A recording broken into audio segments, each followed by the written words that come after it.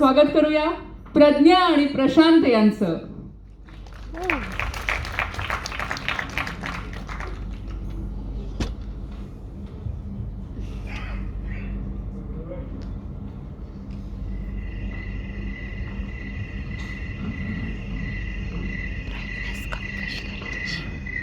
Brightness कमी.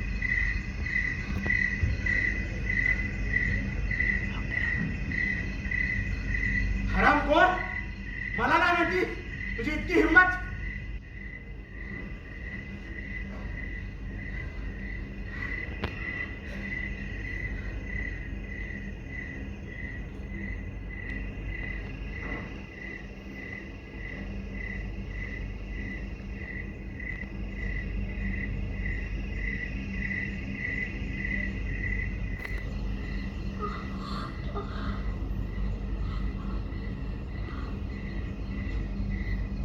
काय गे, रडायला काय झालं? कोण मेलय वय? असं थोबाड पाडून का बसलेस? हा, चल देवाला वाढ.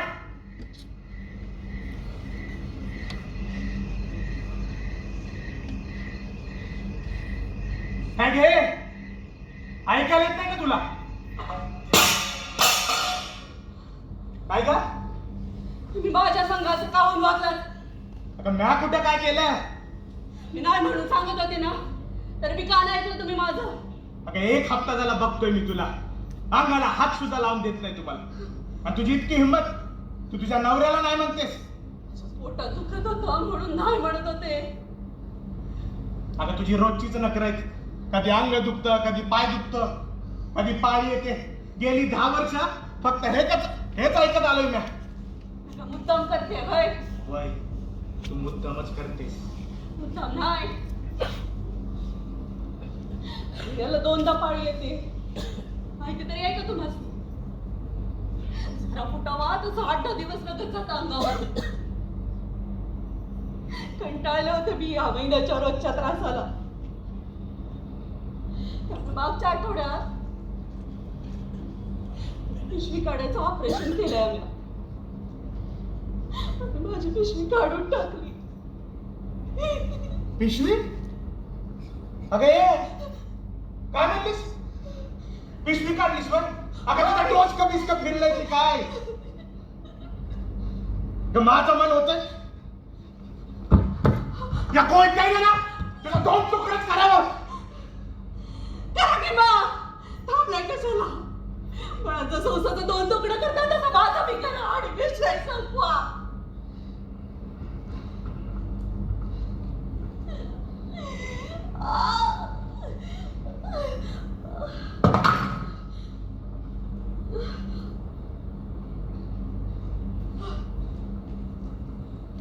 अगं ये रमे, पिशवी काढायचा निर्णय तू एकटीने का घेतलास ग?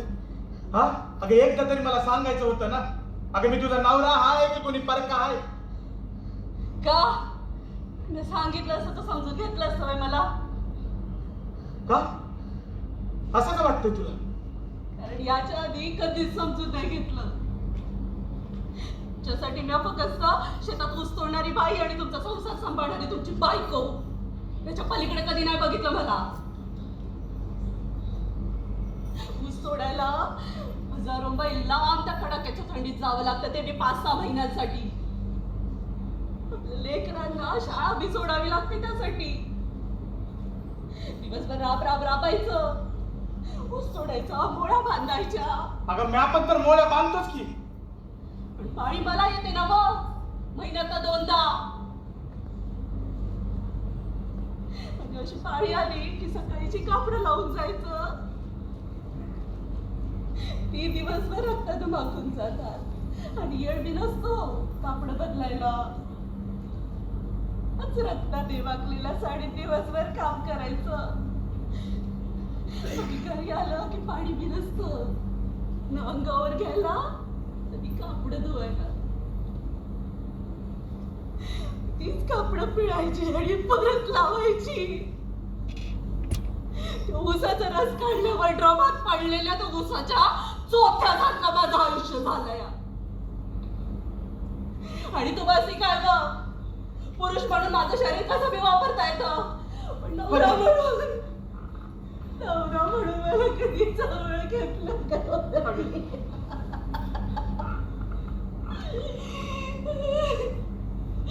आता झाले की 3 लेकरं आपल्याला, आता पिशवीचं काय खाव? पिशवी काढली तर कुठं बिघडलं? अगे रडू नका शांतू ये इकडे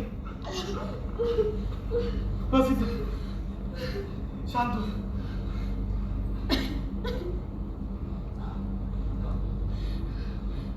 अगं काय करून घेतलंस अगं हा टोकाचा निर्णय कुणी घ्यायला सांगितलं तुला हा अगं एवढं मोठं कोणतं कारण होतं की तुला पिशवी काढायला लागली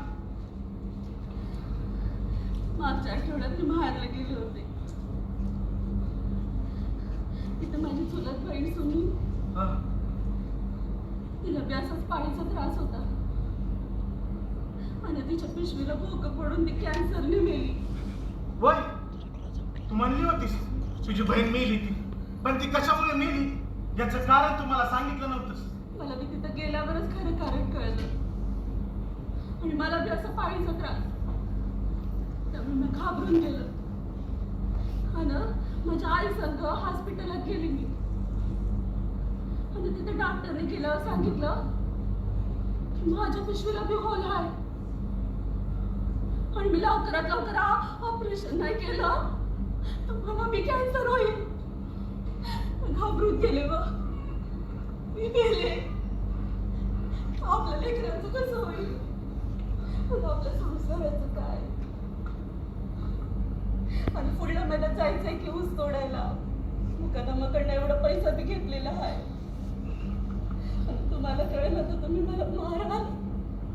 मी घाबरले आणि डॉक्टरांचं ऐकलं आणि ऑपरेशन करून टाकलं.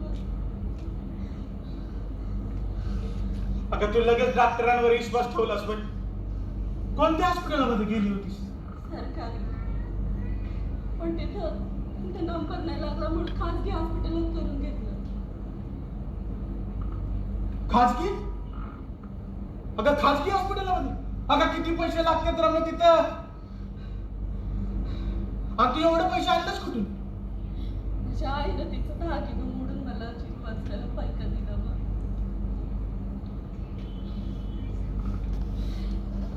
अगं रमे काय करून बसलीस ग?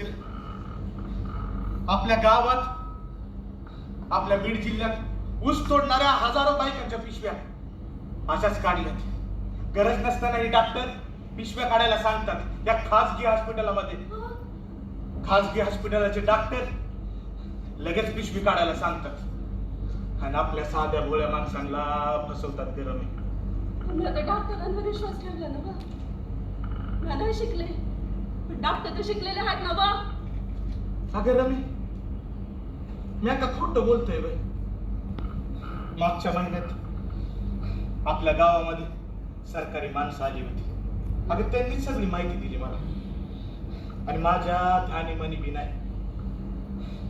तू माहेराला जाशील आणि तुझी पिशवी काढून येशील आणि तुला माहिती आहे का त्यांनी काय सांगितलं ते?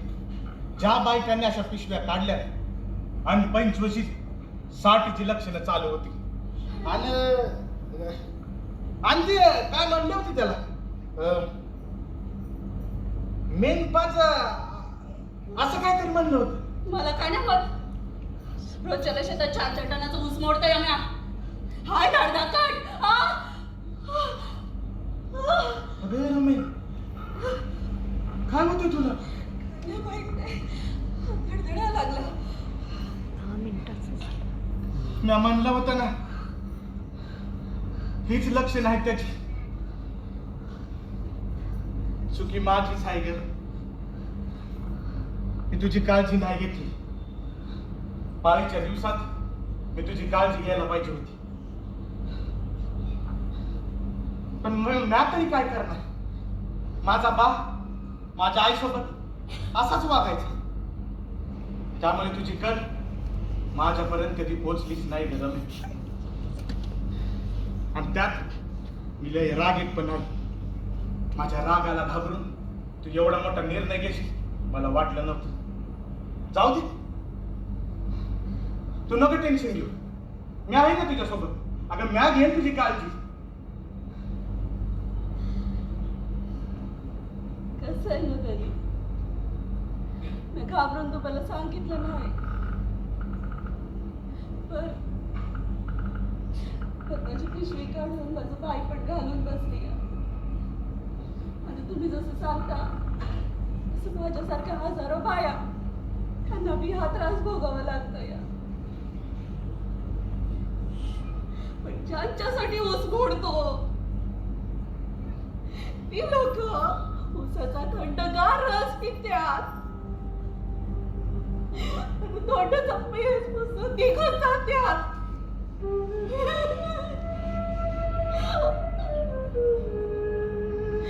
ऊसाच्या रसाचा घोट मिळावा म्हणून आम्हा बायांच्या आयुष्याचा काही चोथा झाला.